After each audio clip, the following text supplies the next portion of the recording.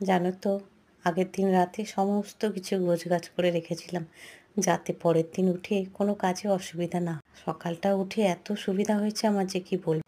আগে বাইরের দিকটা ভালো করে দেখে রান্নাটা বসিয়ে দিলাম টুক করে। ওদিকে ভাত ফুটেই গেছে, ভাতের মধ্যে একটু মুসুরির ডাল সেদ্ধও দিয়ে দিয়েছি। আর এদিকে পেঁপে আলুর ডালনা করছি ছোলা বাদাম দিয়ে। এটা ভীষণ ভালো লাগে আমাদের খেতে, রুটির সাথে বলো ভাতের সাথে। মেয়েকে একটু রুটির সাথে দেবো, ভাতের সাথে খাইয়ে পাঠাবো। আর আজকের আকাশটা বেশ সুন্দর, সকালটা পরিষ্কার ঝকঝকে। আটাও মেখে নিলাম, এদিকে তরকারিও প্রায় হয়ে এসেছে। দেখো এই যে ছোলা বাদাম সব দিয়ে দিয়েছি। আর এবার একটু ম্যাশ করে নেবো আর কি। সবসময় চেষ্টা করি যে স্বাস্থ্যকর খাবার খেতে। আমাদের তরকারিপত্র হয় তোমরা তো জানোই, বেশি তেল মশলা কিছুই দিই না। মেয়ে তো উঠেছে, মেয়ের গাটা মনে হয় ম্যাজ ম্যাজ করছে, 2-3 দিন ছুটি ছিল তো। মিষ্টি মৌরি জলটা দিয়ে নিলাম, এবার ও ব্রাশ করবে, খাবে দাবে, সে স্কুলে যাবে। সকালটা এইভাবেই আমাদের চলে আর কি।